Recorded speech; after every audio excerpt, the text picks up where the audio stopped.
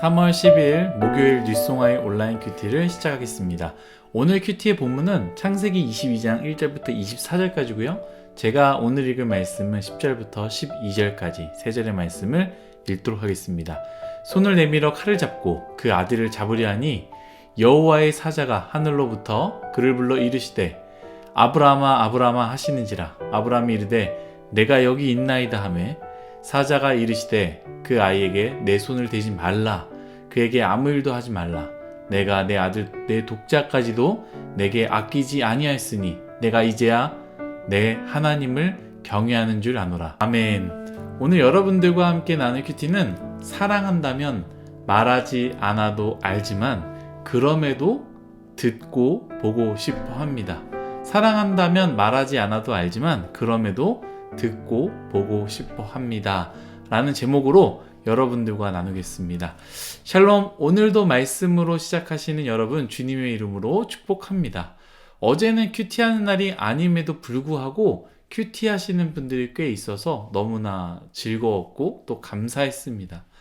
제가 성경 공부를 진행하고 있거든요. 화요일 팀과 토요일 팀과 성경 공부를 진행하고 있는데요. 화요일 팀 사람들과 그런 얘기를 나눴어요. 고난이 오면 기도하면 된다라고 얘기를 했어요. 그런데 문제는 무엇이냐? 고난이 온다고 해서 자동적으로 기도가 나오는 것이 아니다라는 것이죠. 기도하는 훈련을 하지 않는 이상, 기도하는 습관을 만들지 않는 이상, 기도하는 환경으로 나를 내몰지 않는 이상은 어려움이 와도 기도가 안 나올 수 있다라는 거예요. 여러분, 습관을 가지시고요. 기도하는 것, 말씀 묵상하는 것, 예배하는 것을 여러분들이 힘써 자리를 지키시고 의도적으로 참여하시기를 축복합니다. 여러분, 영적인 자리를 차지하십시오. 그리고 지키시기를 또 힘을 다하여 싸우시기를 간절히 소망합니다. 오늘 말씀은요, 우리가 너무나 잘 알고 있는 말씀이죠. 아브라함이 자신의 독자 이삭을 하나님께 바치는 장면입니다. 먼저 정리하자면 아브라함에게 사라의 종이었던 하갈로부터 난 이스마엘이라는 아들이 있었습니다. 그러나 어떻게 됩니까? 사라가 이삭을 낳고 나서 그들을 내쫓으라고 하지 않습니까? 그래서 결국에 내쫓김을 당하게 되었고 집에는 믿음으로 사라를 통해 난 단 하나뿐인 아들 이삭뿐이었습니다. 그런데 하루는 하나님께서 아브라함을 부르시고 아브라함에게 이렇게 이야기하십니다. 이삭을 하나님께 바치라 라고 말씀하셨다는 것이죠.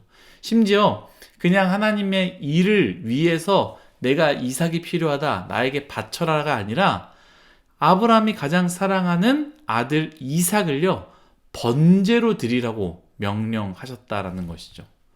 번제. 뭐예요? 다 자르는, 각을 떠서 다 자르고 불로 태워드리는 것이죠. 근데 그러자 아브라함이 어떻게 합니까? 밤새 고민했겠죠. 밤새 눈물 흘렸겠죠. 이런 장면은 성경에 나와 있지 않지만 충분히 우리는 예상할 수 있습니다. 하지만 하나님의 말씀은 어떻게 나오느냐? 순종함으로 아브라함은 떠났다라는 거예요. 우리는 여기서 한 가지 아브라함의 모습을 기억해야 되는데 무엇이냐? 하나님의 말씀에 아브라함은 즉각 반응했다라는 거예요. 새벽같이 떠났습니다. 더 이상 고민하지 않고 최대한 끌어보려고 하지도 않았다라는 거예요. 여러분, 종종 분명하게 하나님께서 우리에게 요청하시는 것이 있어요. 아, 기도해야겠구나. 아, 말씀을 읽어야겠구나. 아, 우리는 무언가를 해야겠구나. 하나님께서 이걸 원하시는구나. 기도실 가서 기도해야겠구나. 막 이런 마음들이 분명하게 하나님께서 말씀을 통해서 설교를 통해서 요청하시는 것들이 있다라는 거예요. 그때 우리는 이 말씀을 꼭 기억했으면 좋겠습니다. 아브라함과 같이 즉각 반응하십시오. 22장 3절에 뭐라고 나왔습니까? 아브라함이 아침 일찍이 일어나 나귀의 안장을 지우고 두 종과 그 아들 이삭을 데리고 번제에 쓸 나무를 쪼개어 가지고 떠나 하나님이 자기에게 일러주신 곳으로 가더니라고 이야기했어요. 앞에서 언급했던 것 같죠? 영적인 유익이 되는 것은 이상하게 하기 싫습니다. 아마도 그것은 우리가 세상적인 것에 너무나 노출되어서 그런 것은 아닌가 싶습니다. 어린아이들이 스마트폰 혹은 태블릿을 갖고 놀기 시작하면요, 제일 먼저 드러나는 현상이 무엇인지 아십니까? 종이책을 보지 않는다라는 거예요. 거기에 익숙해져 있기 때문입니다. 이처럼 세상에 익숙한 우리는, 죄에 익숙한 우리는, 우리의 육체의 즐거움에 익숙한 우리는요, 영적인 좋은 것들이 있음에도 불구하고 우리는 잘 선택하지 않는다라는 것이죠. 뿐만 아닙니다. 해야 되는 것을 분명히 알지만 영적인 것은 늘 미룹니다. 내일로 미루지 않습니까? 다음 주로 미루지 않습니까? 아직 시간이 남았으니까, 아직 그때가 안 됐으니까 하면서 미루지 않습니까? 출애굽기에 보면요, 바로가 이스라엘 백성에게 쓴 계획 중 하나가 바로 이것입니다. 오늘 말고, 지금 말고 다음에라는 계획으로 모세와 이스라엘 백성들을 설득합니다. 여러분, 하루만 지나도요, 우리 마음이 변합니다. 하나님이 마음을 두드리실 때요, 즉각 순종하십시오. 물질입니까? 고민하다 보면 결국 내가 쓰고 싶은 것에 쓰게 됩니다. 시간입니까? 하나님께서 시간을 드리라 했습니까? 고민하다 보면요, 내가 하고 싶은 것에 시간을 다 쓰게 됩니다. 이처럼 여러분, 오늘 말씀처럼 아브라함과 같이 말씀을 주시면 즉각 순종하는 우리 모두가 되기를 간절히 소망합니다. 다시 말씀에 돌아와서요, 이삭과 아브라함은요, 번제를 드릴 곳에 도착하였고요, 아브라함은 이삭의 궁금함, 번제 드릴 양은 어디 있는가라는 그 질문에 대답도 하지 않고요, 묵묵히 이삭을 묻고 하나님께 드리려고 합니다. 그때 하나님께서 아브라함을 다급히 부르면서 무엇이라 말합니까? 제가 읽은 본문이었죠. 아브라함아, 아브라함아, 그 아이에게 손대지 말라. 내가 이제야 너가 하나님을 경외하는 줄 아노라 라고 말씀하시면서 하나님께서 준비하신 그 뿌리 나무에 걸린 순양을 보여주시면서 그 순양으로 하나님께 번제를 드리라 하지 않습니까? 하나님께서 예비하신 그 양을 번제로 드리고 하나님께서는 아브라함에 큰 복을 주시는 말씀이 바로 오늘 말씀입니다. 사실 오늘 여러분들과 나누고 싶은 분들이 굉장히 많이 있습니다. 이삭이 저항하지 않는, 이삭이 아주 순종하지 않습니까? 그 부분에 대해서, 혹은 아브라함의 침묵에 대해서 아브라함이 어떤 마음이었을까? 그 마음에 대해서 하나님께서 준비한 어린 양은 무엇을 나타낼까? 굉장히 나눌 부분, 또 묵상해야 될 부분들이 많이 있지만요, 저는 오늘 여러분들과 나누고자 하는 부분은요, 다른 것입니다. 먼저 1절 앞부분만 읽도록 하겠습니다.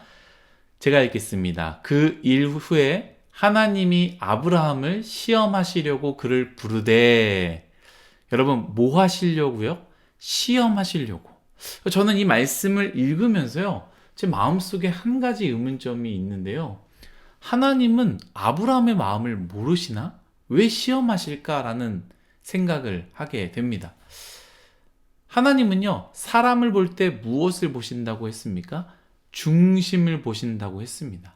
그 말은 겉모양, 배경으로 하나님을 속일 수 없다. 왜냐하면 하나님은 그 속까지 들여다보기 때문이다라는 것이죠.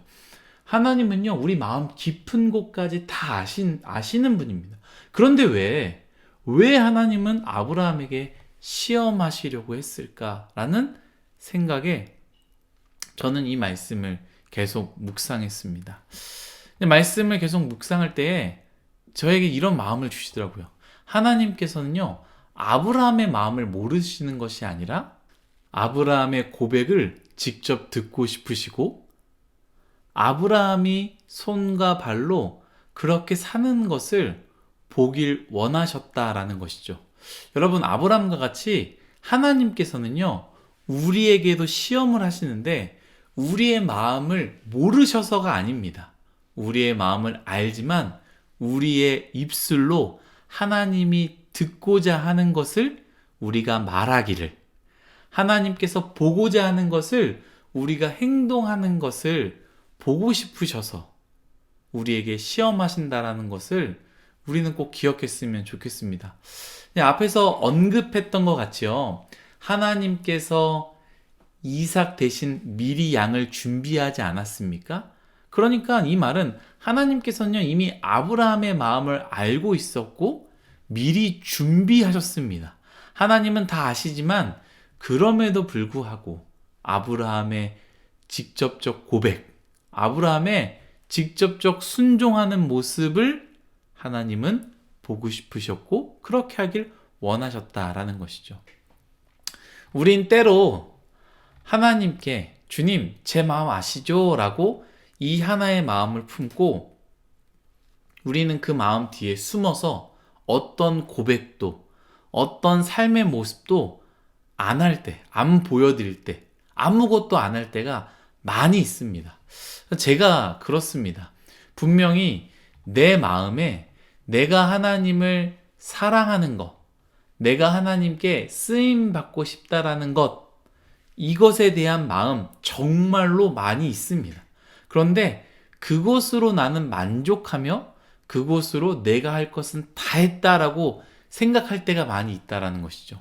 그러나 주님은요, 이 말씀을 통해서 나에게 주시는 말씀이 무엇이냐? 나의 고백이 듣고 싶다라는 것이죠.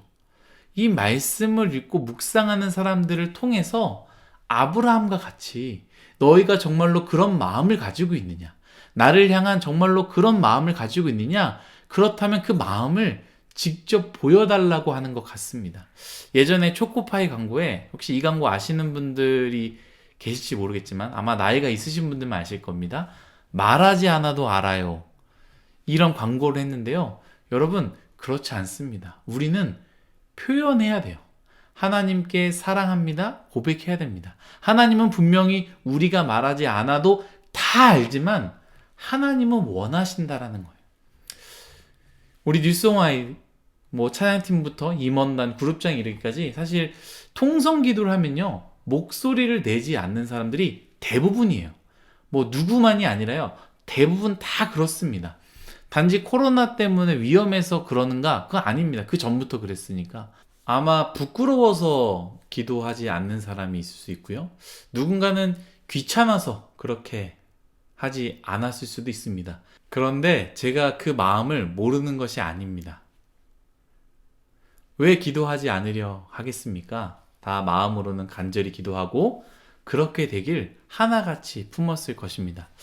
제가 어릴 때요, 다니는 교회 새벽 예배를 가면은 늘 뒤에서 이렇게 기도하시는 분이 계셨어요. 근데 그 목사님이셨는데 어떤 목사님이냐면 청각 장애인 목사님이셨습니다. 말 못하시고 듣지 못하시는 분이죠. 보통 수화로 대화하시는 분이죠. 그런데 이분은요, 새벽 예배 끝나고 이제 설교하시는 분이 통성 기도로 늘 마무리했었는데 통성 기도로 했을 때에 이분은 어떻게 기도하나 궁금했거든요. 그래서 보면은 어떻게 기도하느냐? 수화로 기도합니다.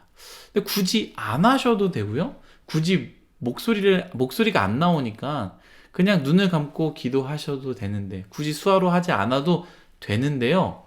그분은 통성 기도에 참여하고 뜨겁게 수화로 기도했다라는 거예요. 하나님께서 같이 한 마음으로 기도하자 했을 때 내가 목소리가 나오지 않지만 내가 할 수 있는 한 하나님께 보여줄 수 있는 기도를 손으로 뜨겁게 기도했다라는 거예요. 저는 그 모습이 잊혀지지 않습니다. 여러분, 우리는 하나님께 표현하고 있습니까? 하나님께 진짜로 입술로, 손길로, 발길로, 섬김으로, 나눔으로 표현하고 있습니까? 주님은 원하십니다. 우리의 마음을 깊숙하게, 그 누구보다도 다 알지만 우리는 우리 마음도 모르는 때가 있잖아요. 우리보다도 더 우리 자신을 아시지만 사랑하는 사람이 그 사람의 눈을 보고 사랑한다고 고백을 받고 싶은 것처럼 우리가 하나님께 사랑한다고, 하나님을 가장 사랑한다고, 돈보다 예배가 더 소중하고 공부보다 내 앞날보다 하나님이 더 좋아서 내가 이렇게 손해보더라도 하나님을 택하기 위해 나왔다라는 것을 보고 싶어 하십니다. 사랑하는 뉴스옹아이 여러분, 오늘 말씀을 기억하시며 우리에게 주시는 이 말씀 마음에 품고 하나님께 마음으로만 생각하지 마시고 직접 고백하는 그런 하루가 되시기를 간절히 소망합니다. 기도하겠습니다.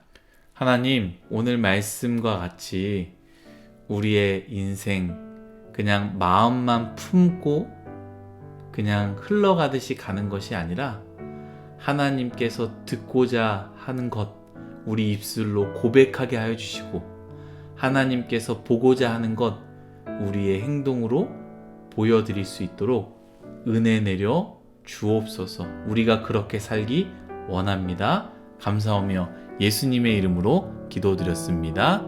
아멘.